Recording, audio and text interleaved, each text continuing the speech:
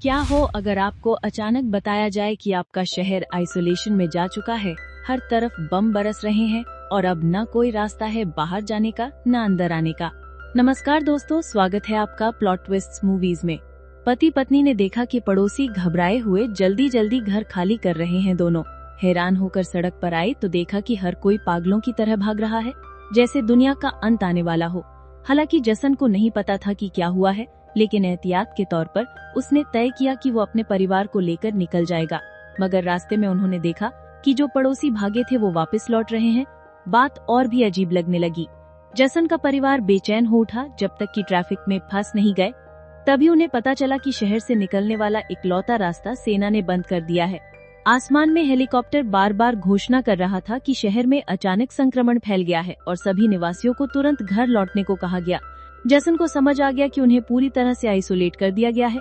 तभी एक पत्थर आसमान से गिरा और परिवार ने ऊपर देखा तो धूल का गुब्बार छा गया। 2 लड़ाकू विमान जोर से शोर करते हुए उनके कस्बे की ओर उड़ते गए। सब हैरान रह गए जब विमान ने सीधे बम बरसाने शुरू कर दिए। जसन की पत्नी बेथ को तुरंत समझ आ गया कि अगर वे सेना की बात मानकर घर लौट जाते तो अंजाम बहुत भयानक होता। तभी विमान मुड़कर सड़क पर चल रहे लोगों की ओर आने लगे। सबको अब समझ आया कि सेना सबको मारना चाहती है। बेथ ने पहाड़ी पर स्कूल देखा और तुरंत परिवार को लेकर चढ़ाई शुरू की। पीछे से विमान दूसरी बार बमबारी शुरू कर चुके थे। अच्छा हुआ कि वे तेज थे और धमाके की लहर से बच निकले। लड़खड़ाते हुए वे स्कूल पहुंचे और जोर से बंकर का दरवाजा पीटा। दूर से विमान की आवाज और तेज होती गई। जैसे ही बंकर का दरवाजा बंद हुआ, ऊपर जोरदार धमाका हुआ। आखिर ऐसा कौन सा वायरस था कि सेना को इतना बड़ा कदम उठाना पड़ा?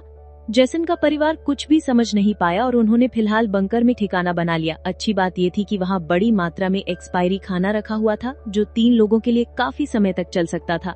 पत्नी बेथ का चेहरा उतरा हुआ था। दरवाजा बंद करते समय उसके हाथ की हथेली कट गई थी। उसे नहीं पता था कि कहीं वो वायरस से संक्रमित तो नहीं हो गई, मगर अभी ये सोचने का वक्त नहीं था। जसन ने लोहे की जंजीर से बंकर का दरवाजा मजबूती से बंद कर दिया और तय किया कि फिलहाल यहीं कुछ दिन छिपकर रहेंगे। लेकिन जमीन के नीचे रहने का जीवन आसान नहीं था। हर दिन वही एक जैसे टिन के खाने और पीने के लिए कीचड़ भरे भूमिगत कुएं का पानी। खाली समय में वे ताश खेलते, छुपन छुपाई खेलते। दुनिया से पूरी तरह कटे हुए इस जीवन ने जसन के परिवार को मानो किसी दुनिया के अंत का एहसास दिलाया। सबसे पहले बेटी ने ये जीवन बर्दाश्त नहीं किया। उसने पूछा, पापा हम यहाँ कब तक रहेंगे? जसन के पास कोई जवाब नहीं था। उसने बस यही कहा, जब बाहर वायरस चला जाएगा और जीवन फिर से पनपेगा तभी हम फिर से बाहर जाएंगे। उन्हें नहीं पता था कि ये इंतजार 300 दिनों तक खिंच जाएगा। बेटी बार बार माँ के बनाए परावर्तक शीशे से वेंटिलेशन डक्ट से बाहर झांकती, लेकिन हर बार वही बमबारी से जली हुई राख जैसी दुनिया दिखती। कहीं भी जिंदगी के कोई निशान नहीं। ये सब देखकर उस छोटी बच्ची को लगने लगा कि शायद वे ही इस दुनिया के आखिरी जीवित लोग हैं। माँ ने उसे दिलासा दिया, शायद तुम्हारे दोस्त भी हमारी तरह कहीं छिपे हुए हों। तभी बच्ची ने एक टिन का डिब्बा खोला जो अंदर से खाली था। उसके पीछे की तरफ एक छोटा सा छेद था। शायद कोई चीज उसमें से खाना चुरा गई थी। बेथ ने सारी बची हुई टिनों की जांच की। पूरे 12 डिब्बे खाली थे। ये तो उनके 2 हफ्तों का राशन था। दुख होना लाजमी था। बेथ ने वेंटिलेशन डक्ट की तरफ देखा और अंदाजा लगाया कि शायद कोई चूहा अंदर आकर खाना ले गया। बेटी के उदास चेहरे को देख जसन ने तुरंत दिलासा दिया, छोटी छोटी बातों से परेशान मत हो। अगर खाना खत्म हो भी गया तो मैं ऊपर जाकर कुछ सामान ले आऊंगा। उस रात जब बच्ची माँ के साथ ब्लॉक्स खेल रही थी, तभी पीछे से हल्की सी आवाज आई। देखा तो एक चूहा फिर से टिन फूड चुराने घुस आया था। जसन गुस्से में भरे हुए चाकू निकालकर उसे टुकड़े टुकड़े करने ही वाला था, लेकिन वो छोटा सा जीव असाधारण तेज निकला। वो लगभग छेद से बाहर निकल ही गया था कि बेथ ने अचानक झपट्टा मारा और चूहे को झपट्टा दे दिया। लेकिन परिवार अभी खुशी भी नहीं मना पाया था कि एक तीखी मिर्च जैसी गंध चारों तरफ फैल गई। असल में चूहा भागते समय तेल का लैंप गिरा गया था जो अब जलने लगा। जसन उसे बंद करने दौड़ा, लेकिन जलते हुए लोहे से हाथ जल गया और वो चिल्ला उठा।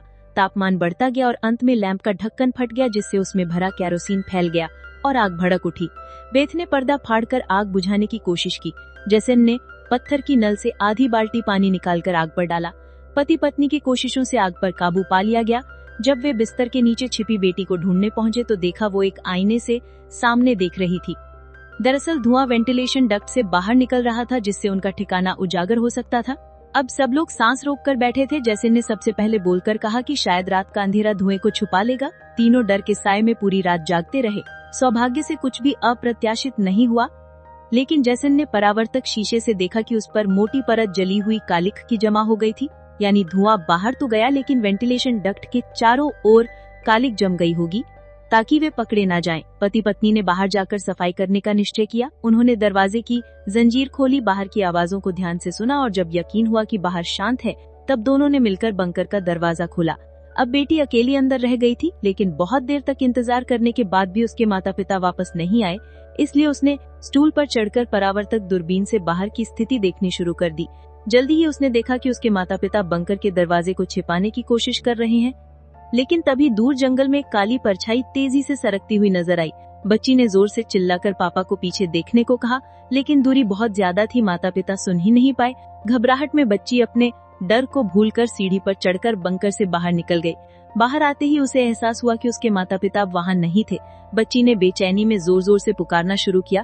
तभी अचानक एक जोड़ी हाथ उसके सामने आई। ये उसके छिपे हुए माता पिता थे। बच्ची कुछ बोल भी नहीं पाई थी कि अचानक एक झुंड जंगली हिरणों का वहाँ से भागता हुआ गुजरा। हालांकि वे तीनों बाल बाल बचे, लेकिन बेथ की चिंता और बढ़ गई। इन हिरणों का इस तरह भागना जरूर किसी खतरनाक चीज से बचने की कोशिश थी। सबको खतरे का अंदाजा हुआ और वे तेजी से वापस बंकर की ओर भागे। जैसन ने लकड़ी की पट्टियों से बंकर का दरवाजा बंद किया और लोहे की जंजीर से उसे कसकर बंद कर दिया। सुरक्षा सुनिश्चित होने के बाद उसने सब कुछ शांत रहने का इशारा किया और खुद पूरी एकाग्रता से बाहर की आवाजें सुनने लगा। ऊपर से वाकई में साफ साफ किसी के कदमों की आवाज आ रही थी, जैसे कोई वहाँ की असामान्य स्थिति भांप चुका हो। वो किसी चीज की तलाश में लगातार बंकर के ऊपर इधर उधर घूम रहा था। छोटी बच्ची डर के मारे फूट फूट कर रोने लगी। बेथ बस उसे चुप कराती रही, कहती रही कि अगर आवाज बाहर तक गई तो सब खत्म हो जाएगा। जसन तुरंत आगे आया और बच्ची का ध्यान भटकाने की हर कोशिश करने लगा। धीरे धीरे बच्ची शांत हो गई। बेथ की नजर वेंटिलेशन डक्ट पर ही टिकी रही और उसके दिल की बेचैनी बढ़ती जा रही थी। अचानक ऊपर से जोर की टक्कर की आवाज आई और फिर भारी कदमों की गूंज। जसन ने आवाजों का पीछा किया और अंत में वो कदम उनके बंकर के ठीक ऊपर रुक गए। उसके माथे पर पसीना छलक आया। जिससे वे डर रहे थे वो आखिरकार आ ही गया। कोई बंकर के लोहे के ढक्कन को जोर से धकेल रहा था और जंजीरों से बंद होने के बावजूद खतरा साफ महसूस हो रहा था, लेकिन ऊपर मौजूद वो प्राणी जैसे पक्का कर चुका था कि अंदर कोई है। लगातार कई जोरदार झटकों से बंकर के दरवाजे की लोहे की चेन को थामे खंभे टूटने लगे। दरवाजा अब ज्यादा देर टिक नहीं पाएगा। बेथ ने हिम्मत दिखाई, सीढ़ी पर चढ़ी और अपने शरीर का वजन इस्तेमाल करते हुए चेन को खींचकर दरवाजा बंद रखने की कोशिश करने लगी, लेकिन फिर भी लोहे का ढक्कन धीरे धीरे खुलने लगा। तभी एक जोड़ी हरी चमकती आंखें अंदर झांकने लगी। छोटी बच्ची डर के मारे चीख पड़ी। ठीक उसी वक्त जसन ने एक लोहे की पाइप को जबरदस्ती तोड़ दिया और उसे दरवाजे के किनारे में पूरी ताकत से घुसेड़ दिया। ऊपर से आ रहा दबाव अचानक गायब हो गया। पति पत्नी ने मिलकर फिर से बंकर को बंद कर दिया। भले ही बाहर की कदमों की आवाजें अब दूर जा चुकी थी, लेकिन जसन का शरीर अभी बुरी तरह कांप रहा था। वो कभी सोच भी नहीं सकता था कि बाहर की दुनिया में न सिर्फ बेरहम सैनिक थे, बल्कि खतरनाक राक्षस भी घूम रहे थे। परिवार सीढ़ियों के पास बैठा हुआ पूरी तरह निराश था, क्योंकि उनका ठिकाना उजागर हो चुका था और किसी भी वक्त नए हमले की आशंका थी। वाकई ज्यादा समय नहीं बीता कि भंडार कक्ष की अलमारी हिलने लगी और ऊपर से फिर तेज कदमों की आवाजें सुनाई देने लगी, मानो हजारों जीव उनके सिर पर दौड़ रहे हों। फिर वो सभी बंकर के दरवाजे पर इकट्ठा हो गए और जबरदस्त हमला शुरू कर दिया। इस बार की ताकत पहले से कहीं ज्यादा थी। मजबूत लोहे का दरवाजा टूट गया और अंधेरे बंकर के मुहाने पर अनगिनत आंखें चमकने लगी।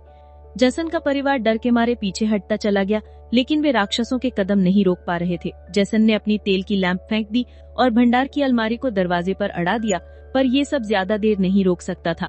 तभी बच्ची को जमीन की ओर खुलने वाला एक वेंटिलेशन डक्ट दिखाई दिया। जसन ने ताकत से उसे तोड़ा और पूरी शक्ति लगाकर अपनी पत्नी और बेटी को बाहर की ओर धकेल दिया, लेकिन जब खुद बाहर निकलने की कोशिश की तो तंग जगह के कारण वो अटक गया।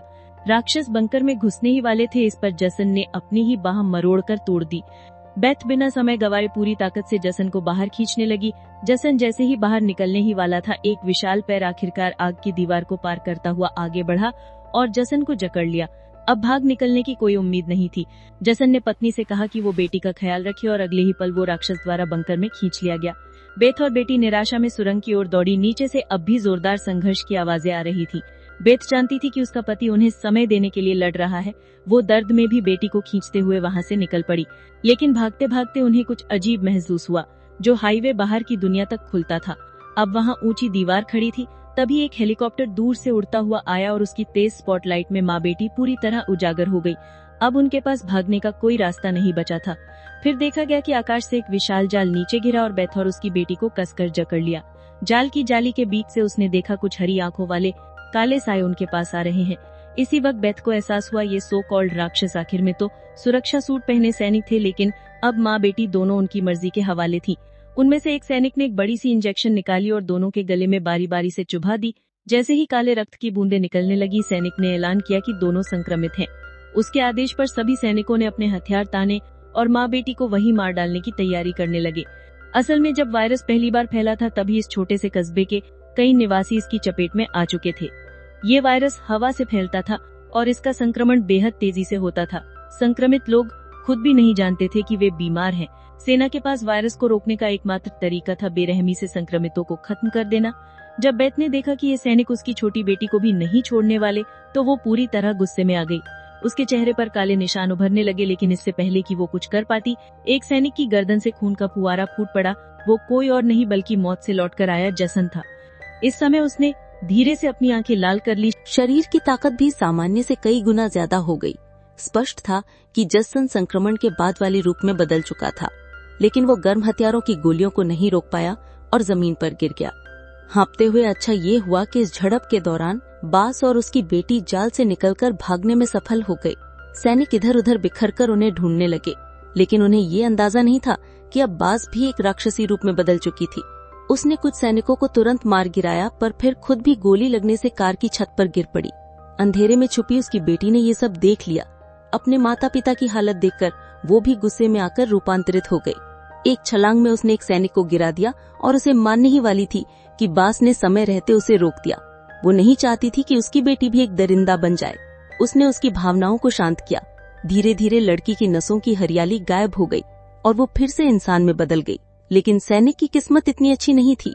उसकी सुरक्षा ढाल टूट चुकी थी और वो धीरे धीरे वायरस से संक्रमित हो गया। अफसोस की जसन की हालत बहुत गंभीर थी। उसने बेटी के चेहरे को देख अपने चिरपरिचित अंदाज में विदाई दी और हमेशा के लिए आंखें बंद कर ली। उसी वक्त एक और हेलीकॉप्टर आ गया। बास अपनी बेटी को लेकर भागी। कबाड़ के ढेर में छुपते हुए उन्हें गुप्त भूमिगत सुरंग दिखी। तभी एक रोशनी उन पर पड़ी। देखने पर पता चला कि सामने पड़ोस का वो छोटा लड़का था। वे उसके पीछे चल पड़े और एक मोड़ पर उन्हें एक भूमिगत तहखाने का दरवाजा मिला। वहाँ बहुत सारे परिचित लोग छुपे हुए थे। असल में बहुत से बचे हुए लोग वहीं पर थे। जिंदा रहने के लिए वे अंधेरे में चूहे जैसा जीवन जीने को मजबूर थे। मुख्य किरदार का परिवार हर दिन उन राक्षसों से भाग रहा था, लेकिन सच में वे खुद सामान्य लोगों की नजर में राक्षस बन चुके थे। अगर उनकी बातचीत पर ध्यान दिया जाए तो लगता है उन्हें पहले से पता था कि वे संक्रमित हैं, और ये भी कि गुस्से में वे रूपांतरित हो जाते हैं।